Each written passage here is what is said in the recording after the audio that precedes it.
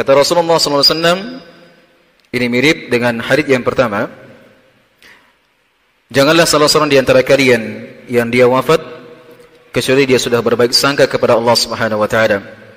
Fa inna qauman qad ardahum su'uhum fa inna qauman qad ardahum su'u dhannihim billahi azza wajalla. Karena sebagian kaum, sebagian manusia, mereka mendapatkan keburukan disebabkan karena sangkaan jelek mereka kepada Allah Subhanahu wa taala. Jadi ternyata di balik hadits yang telah kita bacakan, seorang terkadang mendapatkan musibah, mendapatkan kesedihan, mendapatkan ujian, mendapatkan cobaan. Itu semuanya didapatkan karena dia sudah berburuk sangka kepada Allah Subhanahu wa taala. Sebagaimana Allah mengatakan, "Dzalikum dhannukum alladzi dhanantum bi rabbikum ardaakum fa asbahtum minal khasirin." Itulah karena sangkaan kalian kepada Allah Subhanahu wa taala, ardaakum, yang membuat kalian menjadi celaka, yang membuat kalian menjadi celaka, menjadi merugi, menjadi binasa. Fa asbahtum minal khasirin, dan kalian pun menjadi orang yang merugi, kata Allah Subhanahu wa taala. Jadi perbaiki sangkaan baik kita kepada Allah Subhanahu wa taala. Kemudian juga Rasulullah SAW mengatakan, ini di antara dalil-dalil yang bisa membangun jiwa, menggugah hati untuk senantiasa berbaik sangka kepada Allah Subhanahu wa taala. Di mana Rasulullah SAW bersabda dalam hadits Salman Al-Farisi radhiyallahu anhu, beliau mengatakan, "Inna Allah azza wa jalla mi'atu rahmah, faminha rahmatun biha yatarahamul khalqu, wa tis'atun wa tis'una li yawmin qiyamah."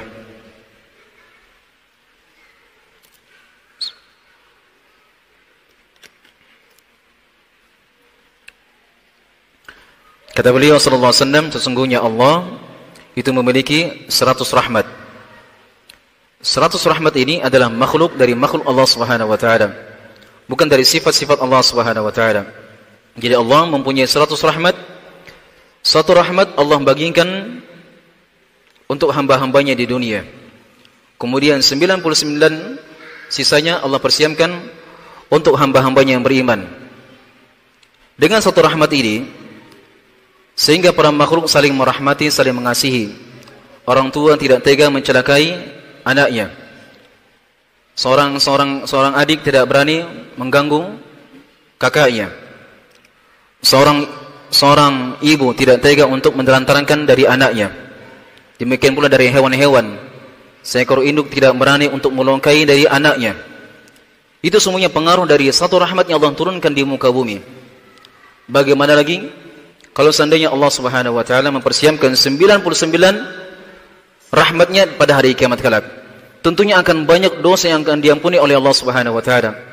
Akan banyak sekali dosa yang akan diampuni oleh Allah Subhanahu wa taala. Makanya sebanyak apapun dosa yang kita kerjakan, di saat kita di sakaratul maut, jangan pernah berburuk sangka kepada Allah. Tetap perbaiki sangkaan baik.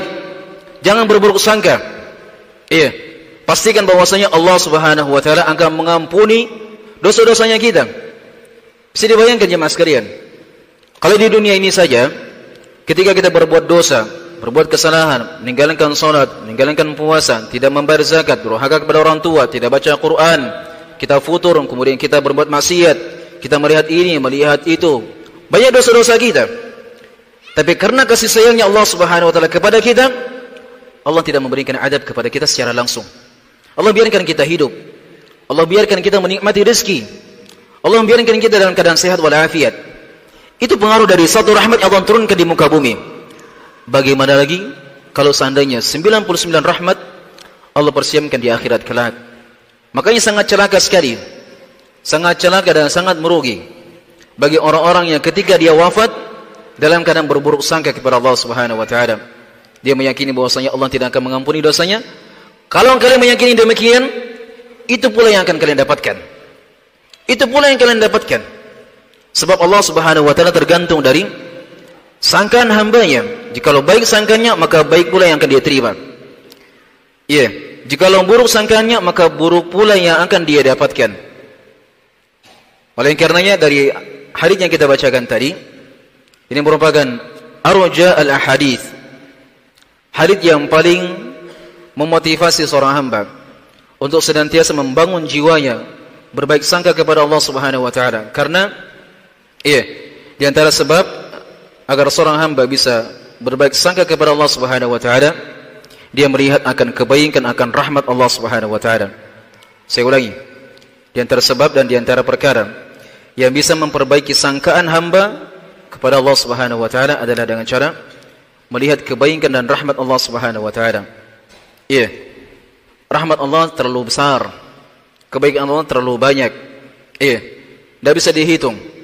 Satu rahmat saja ya Allah turunkan di muka bumi, begitu besar pengaruhnya untuk setiap hamba-hambanya.